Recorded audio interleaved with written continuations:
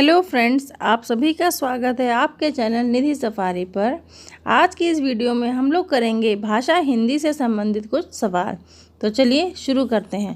पहला सवाल है, संकर शब्द किन्हें कहते हैं, किसे कहते हैं? ग्रामीण भाषा का शब्द, संस्कृत भाषा का शब्द, ग्रामीण व संस्कृत भाषा के कुछ विशेष शब्द।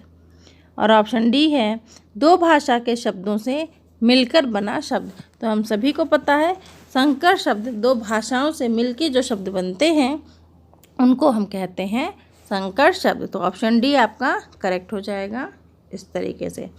अगला प्रश्न है हमारा, सुत शब्द को स्त्रीवाचक बनाने के लिए किस प्रत्यय का प्रयोग होगा? आपके विकल्प हैं। हाँ, आपसे कहा गया कि सुत शब्द में कौन सा पर्यायवाची प्रत्यय लगाएं कि वह स्त्रीलिंग शब्द बन जाए। हमें क्या क्या प्रत्यय दिए गए हैं? ई, इक और आ।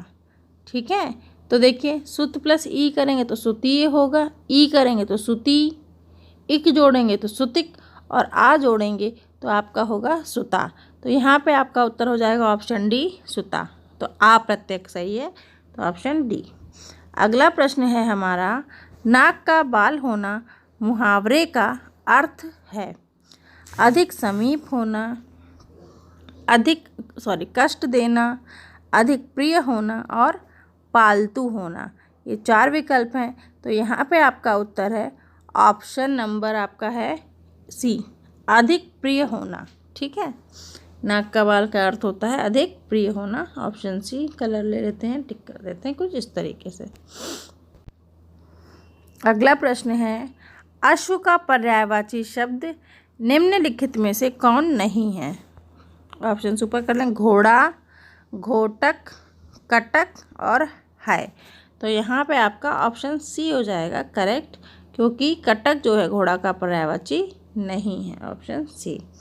अगले प्रश्न की ओर बढ़ते हैं। अगला प्रश्न है, जो एक स्थान पर टिक कर नहीं रहता, वाक्य के लिए एक शब्द कौन सा है? अस्थिर, अडिग, यायावर, गतिशील। तो यहाँ पे अस्थिर, अडिग, गतिशील, यह तो क्या है कि अस्थिर का मतलब क्या होता है? जो टिक कर रहता है ना। अडिग का मतलब भी है टिक कर रहना। फिर आता है गतिशील और यायावर, लेकिन गतिशील और यायावर में जो ज़्यादा उचित शब्द है वह है आपका यायावर। तो आपका ऑप्शन सी करेक्ट हो जाएगा। नेक्स्ट है आपका प्रश्न। अगला प्रश्न है हमारा, बुंदेले हर बोलों के मुँह हमने सुनी कहानी थी, खूब लड़ी मर्दानी वह तो झांसी वाली रानी थी। प्रस्तुत पंक्तियों के रचयिता कौन हैं? माखनलाल चतुर्वेदी, सुभद्रा कुमारी चौहान, सोहनलाल द्विवेदी, राम नरेश त्रिपाठी। तो यह प्रश्न तो सभी को पता होगा कि यह जो रचना थी, बुंदेले हर बोलों के मुँह हमने सुनी कहानी थी, खूब लड़ी मर्दानी वह तो झांसी वाली रानी थी, इसको लिखा है सुभद्रा कुमारी चौहान जी ने। तो आपका उत्तर बी हो जाएगा, ऑप्शन बी करेक्ट आंसर। इस तरीके से आगे बढ़ते हैं। अगला प्रश्न है, समास का अर्थ है संक्षेप, विच्छेद, विस्तार और नवीन अर्थ। तो समास का अर्थ होता है संक्षेप। तो आपका ऑप्शन ए करेक्ट हो जाएगा। नेक्स्ट बढ़ते हैं आगे। अगला प्रश्न है, भाषा के संबंध में उपचारात्मक शिक्षण का उद्देश्य है? क्या उद्देश्य है? भाषा प्रयोग संबंधी कठिनाइयों की पहचान तथा उनका निदान, बच्चों को व्यस्त रखना, बच्चों को श्रेणीवार विभक्त करना, बच्चों की त्रुटियों की केवल सूची बनाना।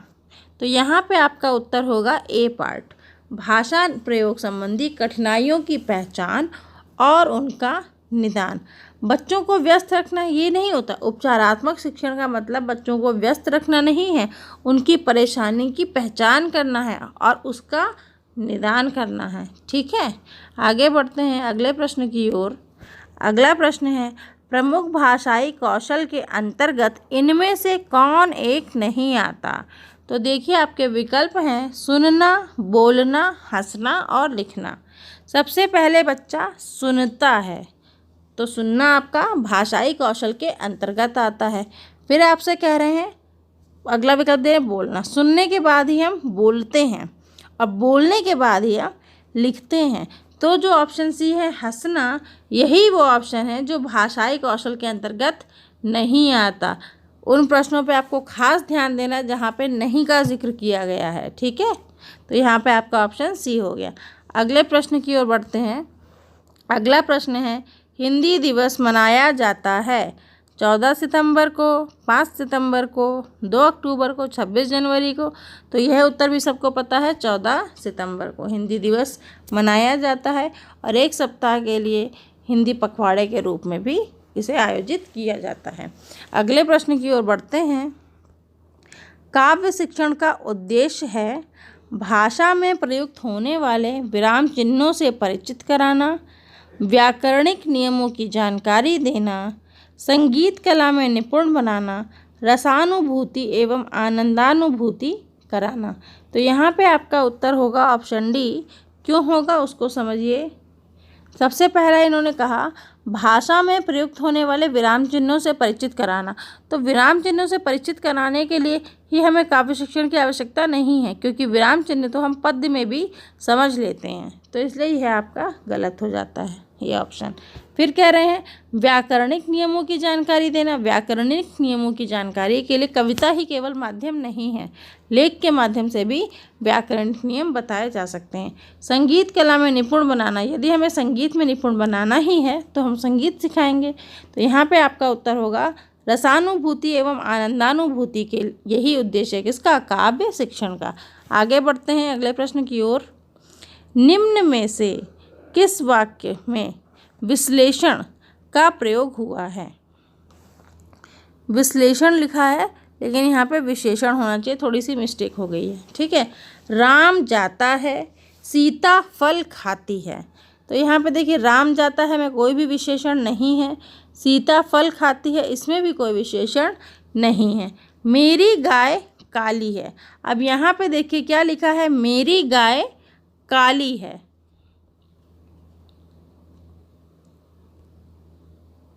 अगला प्रश्न है, निम्न में से किस वाक्य में विश्लेषण का प्रयोग हुआ है। विकल्प है राम जाता है, सीता फल खाती है, मेरी गाय काली है, जल्दी उठना स्वास्थ्यवर्धक होता है। तो यहाँ पे विश्लेषण का प्रयोग हुआ है ऑप्शन बी में, सीता फल खाती है। यहाँ पे उसकी आदत के बारे में बताया जा रहा है, तो ऑप्शन बी आपका करेक्ट हो जाएगा। आगे बढ़ते हैं। नाटक शिक्षण में कक्षा अभिनय प्रणाली के प्रयोग से शिक्षक एवं बच्चों का समय व्यर्थ होता है। पात्रानुसार बच्चों द्वारा अभिनय से सीखने की प्रक्रिया में तेजी आती है, बच्चों पर विपरीत प्रभाव पड़ता है। और चौथा ऑप्शन है उपयुक्त में से कोई नहीं। तो उपयुक्त में से उपर्युक्त में से कोई नहीं, यह तो आपका उत्तर नहीं। अब बाकी तीन विकल्प फिर से देख लेते हैं। हाँ तो देखिए हमारे तीनों विकल्प फिर से सामने आ गए हैं।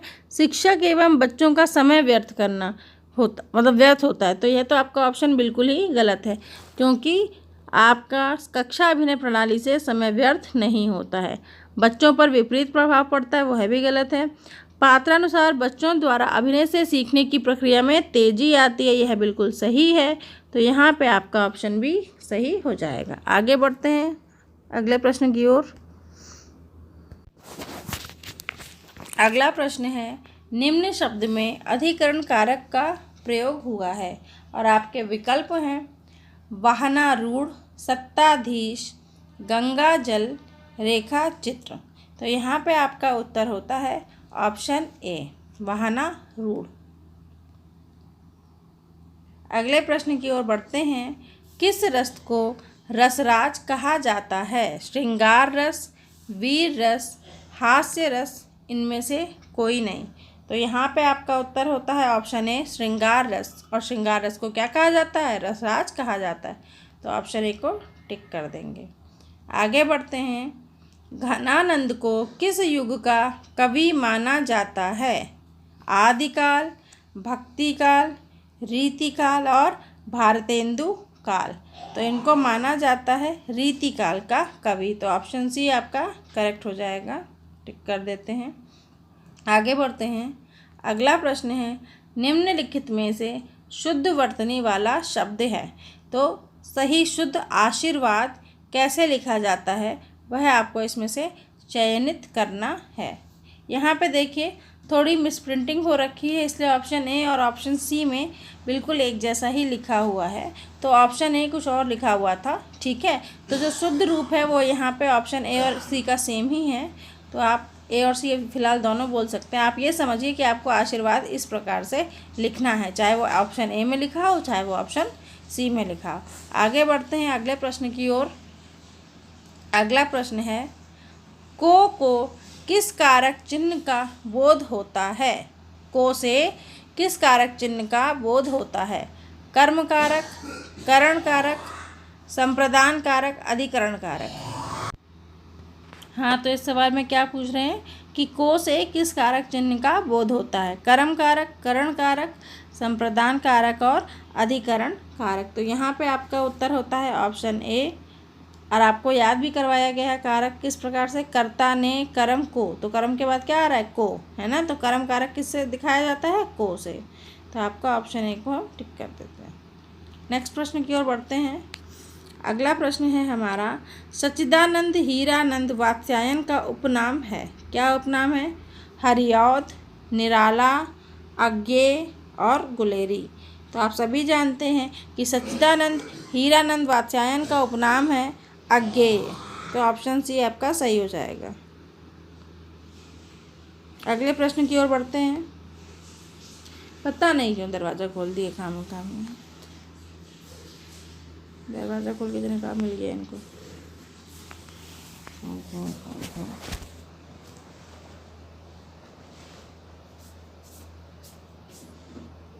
कुछ काम है ना कमरे में से?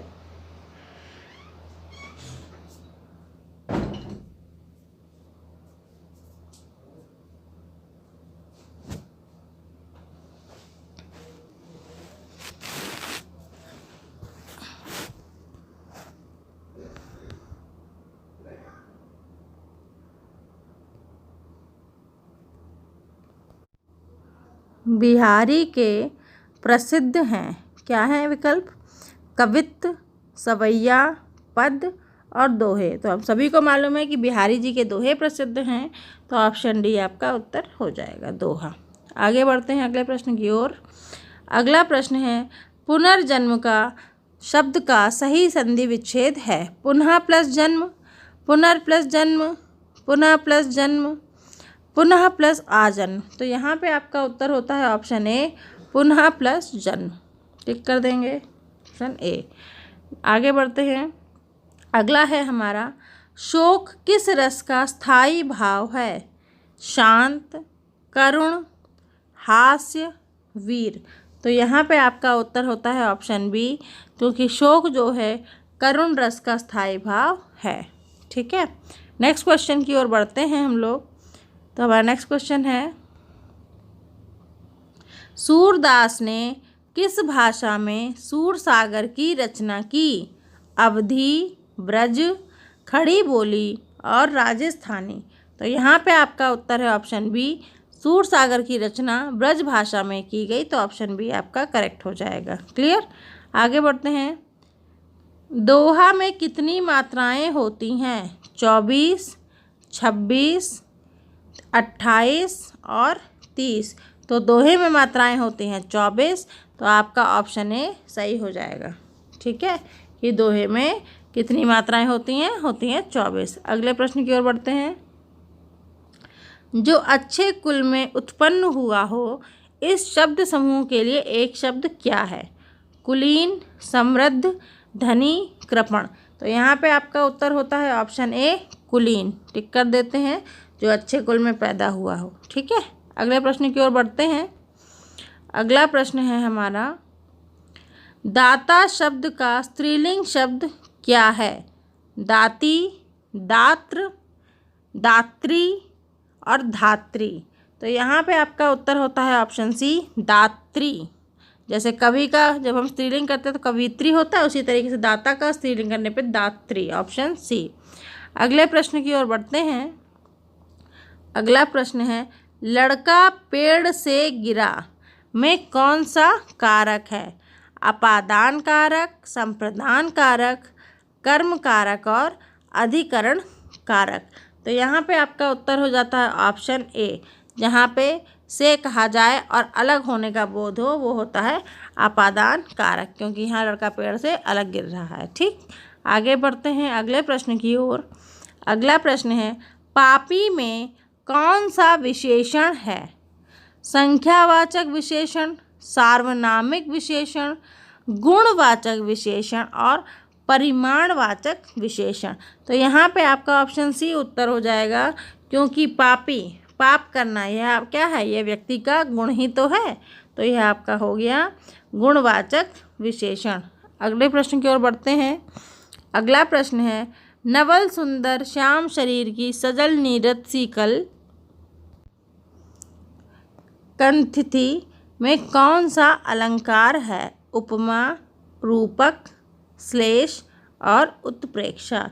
तो यहाँ पे आपका अलंकार है उपमा अलंकार, क्योंकि यहाँ पे उस चीज़ को उपमा दी जा रही है। ठीक है, तो ऑप्शन ए आपका सही हो जाएगा, उपमा अलंकार। एक बार फिर से इस प्रश्न को देख लेते हैं कि यहाँ पे सवाल में कहा गया नवल सुंदर श्याम शरीर की सजल नीरद सी, सजल नीरद सी। तो जब सा सी ये सब का बोध हो, ये देखिए नीरद सी ये जो लिखा है, नीरद सी, सा सी का जहाँ बोध होता है वहाँ उपमा अलंकार होता है, इसीलिए इस प्रश्न का उत्तर उपमा अलंकार है। आगे बढ़ते हैं।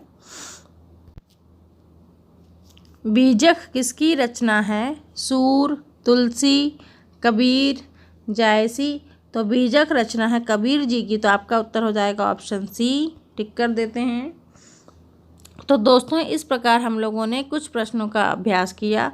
उम्मीद है कि आपको यह वीडियो पसंद आई होगी। यदि यह वीडियो आपको पसंद आती है तो लाइक और शेयर करें। यदि आप चैनल पर पहली बार आए हैं तो इसी प्रकार की वीडियो पाने के लिए चैनल को सब्सक्राइब करें, जिससे कि नई वीडियो पढ़ते ही आपके पास नोटिफिकेशन पहुंच सके।